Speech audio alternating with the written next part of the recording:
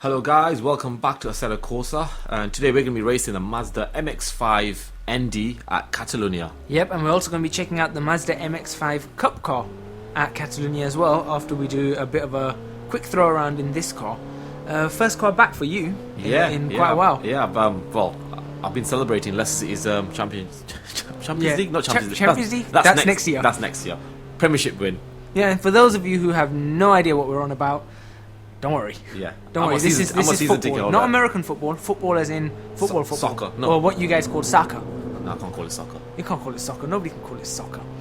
Yeah, okay, not talking about football. We've got to talk about MX5, cars, racing, Formula 1. Not Formula 1, this. Yes. What is this? This is the Mazda MX5 ND, like you said, which means it's the 4th generation, which is the newest. Yeah. The D being the 4th letter of the alphabet, so obviously that's the 4th generation one. Yeah. I mean, that would make sense. I wonder what the N stands for then. Actually, maybe the N is the model, so each model of theirs has a number to start with, or a letter to start with. So N would be the MX5. I've seen better naming conventions, I'll be honest with you. What, like the Golf marks? Yeah. Mark 1, Mark 2, Mark 3, Mark 4, Simple, and yeah, Fords effective. with the same, Ford did the same. Toyota don't. Toyota use A codes. Yeah. So like with the Supra, it's like the A50, 60, 70 and 80. Yeah, it might be a Japanese thing. Yeah. But, And be different, be a bit different. But anyway, yeah, let's go back to Mazda. What exactly are we talking about on this car? Well, it's the new car. It's the newest version. I think it only came out couple of months. I think it's only been. I think it was revealed in 2014. Yeah. I think it went on sale though in some a few months ago, maybe end of 2015 or something like that, autumn or winter of 2015. Which is quite interesting. So they have managed to get it in quite quickly. Yeah. For it being a new car. I mean, they did the same with the Mustang, wasn't it? The new Mustang.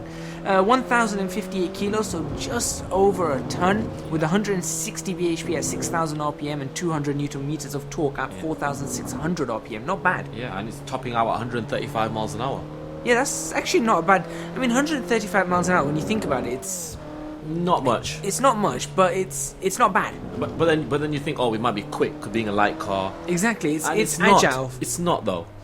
I have to admit, I mean, it's what 0.1, 0 to 62 is 7.3 seconds. yeah, that's not exactly the fastest. I mean, I know cars for hot hatches. Yeah. Hot hatches actually have it in, a second or just over a second quicker than that. Ford Focus ST has it in 6.5 seconds. The Golf has it in, I think, 6.4 seconds. Yeah. It's not too impressed with the car. yeah, it's not all that, but I think where this car wins it all back is corners, going round corners. The actual experience of driving it on a country road or a mountain pass or something like that. I think that's where this car shines way more than any of the others. Naturally, because it is a front engine rear wheel drive layout, and it's worked for Mazda for a long time. It has worked for a long time, and this is a 2 litre. Hence the 4th generation. Yeah, exactly. Car. Exactly, and this is the 2 litre version. So it's a 2 litre inline 4, which is where you get the 160. Apparently, they've got a 1.5 litre one as well, but it's only available in certain countries. Right, okay. Is that the 130 or something? Yes. I can imagine 130 bhp on this car wouldn't be really. I mean, I guess Going around the track no. I suppose this is the more popular option. It definitely looks good. It's well modelled both in Assetto Corsa, but in real life as well. It looks good. But generally, Mazdas just look good, don't they? Mazdas do. I mean, for those of you who saw the earlier ones, the RX-7. I mean, you saw it on a Twitch stream, didn't you? Yeah. The RX-7. And they all look good. But I tell you something about this car. If you have a look in the replay box as we come around, does it just not look like a very happy, smiling anime character? Big grin on his face, and at the back it looks like some sort of smiling robot. Are we looking at a certain Disney Pixar movie? Are you thinking Big Hero 6 from the back? No, I'm talking about a certain car movie. Cars. Yeah. Cars from the front. Actually, I wasn't going to be that obvious and give it up. Well, I was obvious giving it up. Well, I didn't get it, did I? I was looking at the back, but yeah, actually, you're right. At the front, it does have that big gaping mouth. But wasn't it based on the Mazda, the McQueen? I think so. Yeah. Actually, I think there was elements taken out of the Mazdas, then there was some elements taken out of Ford and stuff like that. Why are we talking about cars? No, that's gone all wrong. We are talking about cars. I mean, why are we talking about Disney Pixar's cars? Yeah, you brought up the smile thing, but it does have this big gaping smile look. Yeah. But they pull it off better than a Peugeot, I tell you that. Oh yeah. Peugeot cannot pull them off that well. But it is well modelled, very, very accurate modelling and texturing inside. I mean, just look at the car. It looks like a nice sporty car. It does. It really does. It's good fun to drive as well. I have to admit, it's very good fun to drive. Like the screen as well. Which screen is? Sorry, the GPS. Or? Yeah, well, that screen. I like the fact that there's a working clock on it. Yeah, it's not just the GPS; it's the whole car system, isn't it? Oh, is it? Is that the whole in-car system? Yeah. I didn't actually know that. I've actually seen it working. One of my friends has got one. So. Oh right, okay. So it's a whole in-car system. But I like the fact that they've dumped the clock on there, and the clock actually works. Yeah. There you go. Sorry, that was me going a bit forward looking. Yeah, he's just gone behind the mic to have a closer look at this in the clock. But I like the display as well. I think the displays are very, very nice. It gives it a very modern yet classic look, because they keep the analog systems, but then they've got, digital gear counter there, and then you've got a digital speedometer on the left hand side. So you've got all of that, and then you've got the standard tach and speedometer as analogs, and they look good. Yeah, and the buttons on the steering wheel as well, which is kind of standard now, isn't it? That looks like volume controls and stuff, radio controls. But we see that on road cars rather than race cars, don't we? Exactly, and this is of course a road car. Now the letdown on this car, I think, is sounds. Yeah. We said we did. I mean, I picked that up straight away. Yeah. Without you even mentioning it to me, the sound of the engine itself. I mean, it's not the fact that I don't think it's the Assetto Corsa that's let it down. I think it's just the car doesn't in real life sound all that oomph. It doesn't have that oomph. It's a sports car that sounds like a car that's just been you're just over revving. Yeah, exactly. It sounds like you're just constantly. Exactly. That's exactly. It feels like right. the engine is overworked. Yeah. And it sounds like you're constantly overworking the engine. You are right. That's a good way to put it. When you're thinking, hang on, I want to shift, and you're thinking, no, I can't shift any more gears because I'm on the sixth gear.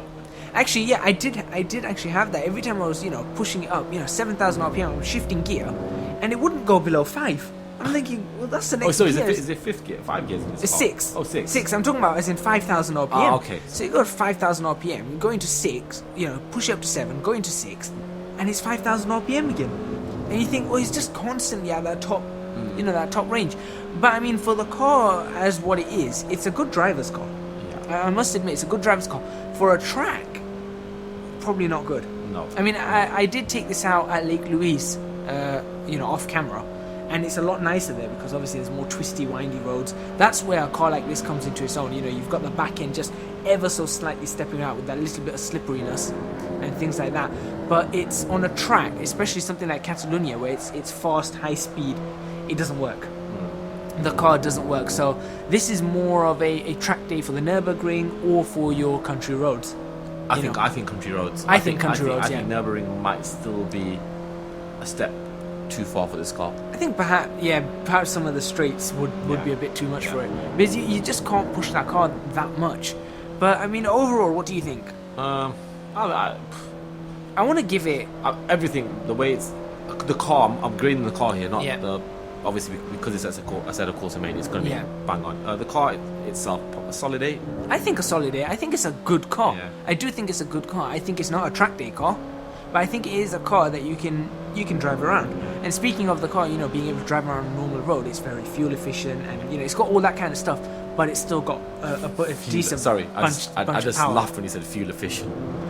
What it is? No, I'm just sorry. Because we normally look at all the heavy cars. Yeah, exactly. We should do 10 miles per gallon. Yeah, when you said fuel, I had a big smile on my face. Just thinking, where are we going now? Wow. Like Top Gear, we probably need a revamp. Actually, let's not talk Top Gear. That was atrocious. Yeah, let's not go there. Oh, if anyone's watched the new Top Gear, that was absolutely atrocious. There were possibilities for it to work. Yeah, but we'll give it till the end of the series before we pass judgment. Yeah, and we might make a video on it. There you go. You can see a little bit of sliding there as I come around the last few corners for the final lap. So yeah, I think about an 8 out of 10. Yeah. I think that's a suitable score for it. It's good if you want to take it on Lake Louise or the Transfiguration Highway or Trento Bondone. It would be good on those tracks. But if you want to take it out on a track like this, no, you probably want to go maybe a step higher and move from this car into perhaps the Cup version of this car, which we'll be taking a look at in a few seconds. So yeah, I think the Cup version's different. Yeah. It's different, but at the same time, it's the same. It's the same. Exactly. It's. We sound like a Shakespeare play right now. To be or not to be? Wait, what was the question? Yeah. Right, anyway, Right, let's move over to that. We'll see you on the other side. Yeah. There we go, right, okay. Race version. As you can see, or first of all, as you can hear, it sounds different, just to start with. It sounds much better. You think it sounds a lot better, yeah? Yeah, I just feel you feel you're in a race car now.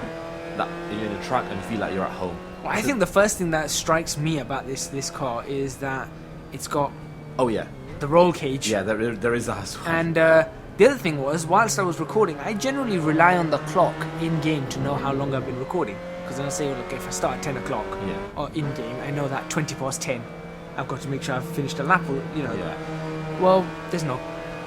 Yeah, I think there's no clock. They've ripped out that whole entertainment system. The whole car itself has been revamped, including the steering wheel as well. Steering wheel, yeah, it's got this whole nice little display in it. Admittedly, you can't really see the display too much, but I'll tell you now that it's got a rev counter on it, it's got a speedometer on it, and it's actually got. This was quite cool. It's got engine temperature on it.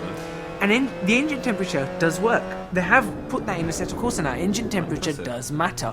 So you can see, well, you can't see it right now. I'm not sure what that 5.8 is, actually. I really haven't worked out what that 5.8 is. I can't see enough of it to... Exactly, and it was the same problem with I'm me. sure there's a little bit of writing on the top telling what it is. Probably. But the engine temperature, which is on the bottom left,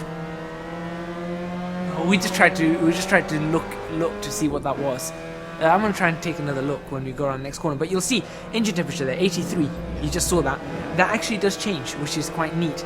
The car is lighter by over 100 kilos. Yeah. It's from 1058 to 908. They put a roll cage on it and they made it lighter. Yeah. That's impressive. Yeah, exactly. They put a roll cage on it, but they must have stripped out a whole bunch of things.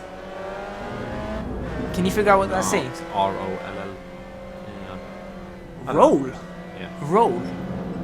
Maybe that's adjustable torsional stiffness on the roll bars or something. Possibly. That could possibly be it. I mean, it is a race car, so... Any of the viewers that know, just put it in the comments box. Yeah. The car itself is, like I said, 908 kilos. Now, considering that the original car, or the standard version of this car, is 100 kilos lighter than the NC, which is the third generation, and then this is 100 kilos lighter than the ND. Yeah. That's quite a lot of weight saved. I mean, 908 kilos is... And you do feel it, because it's still got the same 160 bhp and 200 newton meters of torque, exactly the same power band. They haven't actually changed the engine. It's a cup car, which means that they haven't gone around changing the engine, and all of that's the same. They have put a new exhaust on, which is probably where you get most of the sound. Yeah. And it sounds like they've ripped out a lot of the interior in there. So obviously you've got a lot more vibration and noise and all that coming in, and that's probably like they've got the weight saving. I mean, if you look at that entertainment system, that probably shaved a few kilos. Yeah, the system on its own, plus all the wiring and everything for it. So even on the steering wheel, you don't have any of the wires going to, controls, because there's no controls on the steering wheel anymore, apart from, a drink button and all of those. There's no more, you haven't got the volume controls or anything like that, and there's carbon fiber there instead. So, I'm guessing that's taken a lot out. They've got rid of the windows, it looks like. So I can't see any windows. Yeah. It's just, you've just got the front window. And I bet, like you're saying, that's probably Perspex now. Yeah. But with that, I think this car is not exactly a road car anymore, is it? It's just I mean, it's a track. This is a track day car. I mean, this is actually part of an MX5 Cup series that they've started. Okay. Which is quite nice, and I've actually lost control of the car. Yeah. How do you lose control of a car with 160 bhp? It's, But you did say it was more difficult to drive in comparison to the one before. Yeah, it was more difficult to drive, and the reason being is that it's got stiffer suspension, and you can see I'm struggling a little bit there. I'm wobbling a bit. It's because as we're going over the curbs, and as we're coming out with different kinds of camber and stuff, we're ending up with the car that it wants to just break loose. Yeah. It just wants to break loose because the wheels are not, it's not soft anymore. The suspension's not soft, so the wheels are not just coping with the bumps. So if you were to take this out on a really bumpy road, guaranteed you'd be spinning this a lot. And have back problems. And have back problems, yeah. And have back problems, definitely. Then again, with the Assetto Corsa, depending on your setup, you can end up with back problems in any car. Honestly, you can. But it's got, added aerodynamic components, and it does sound decent, I think. Yeah. But I don't know whether you'll agree with me. Yeah, but I like that transmission wide. The transmission yeah, was nice. It was, I like the backfire. and that as well. That backfire is really cool. But what I don't like about this is, I don't know about you, but do you think it sounds a little bit flat in the mid-range? So you know when you change through the gears and you're just around the 4,500 RPM, that kind of range just sounds like it's lost all its oomph. 160 bhp though. So yeah, same as exactly the same as the other Yeah, car. so I'm just mentioning when you mentioned. I mean, it's not as powerful as you think it is, but just by looking at it. When you look at this car, you think you're thinking 200 at least. Yeah, 200 least. bhp. I'll probably even say 250 and 250 with 900 kilos. That would be amazing. Yeah. But yeah, I would have expected 200 off this, not 160. And with that being said, it does feel like the car could use more power. It does feel like it's lacking in overall power, because you're, like you said about the standard car, you're always like pushing and overworking the car. It does feel kind of the same here. It feels like you're just constantly pushing and overworking the car. Not to say that it's a bad car. I mean, it's more prone to oversteer, like we've already seen. Yeah. But it's more agile. The tires are better. It definitely turns better. Definitely turns better. It stops better. It's got much better brakes on it, and you know it's a bit more. You've got a bit more of an adrenaline rush driving the car, I think. Do you know what the 0 to 60 on this one is? No.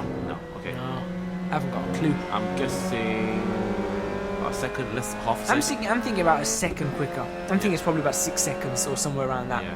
If not, maybe. I mean, with the slick tires, I'm probably guessing maybe even 5.5. Right. Okay. I mean, it's a light car, and it does. The thing is, it does feel quick. Yeah. But whilst it does feel quick, you still feel like you're just always overworking the car. Because now you're talking about the car's got faster. Yeah, but that's the engine, isn't it? That's just the engine. I think the engine's not the right engine for this car. That's basically. I mean, everything else is fine in this car, and when the engine is what it is, Yeah. there's nothing more you can do. Exactly. I just think this car it's a good car, but it's just that engine is it's the wrong engine for the car.